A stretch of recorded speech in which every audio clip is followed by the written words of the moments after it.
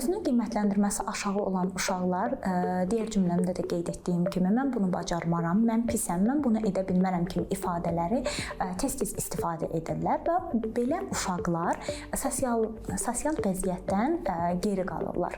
İstər məktəb həyatlarında, istər dostlarının əhatəsində əlaqə qura bilmirlər. Məktəb həyatlarında da uğursuz olurlar. Məktəblərdə, tədbirlərdə də iştirak etmirlər və istər imtahan zamanı.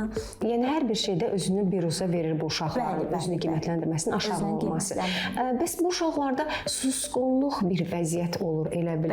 Bəli. Əsasən də özünün qiymətləndirməsi aşağı olan uşaqlarda susqunluq ailədən irəli gəlir.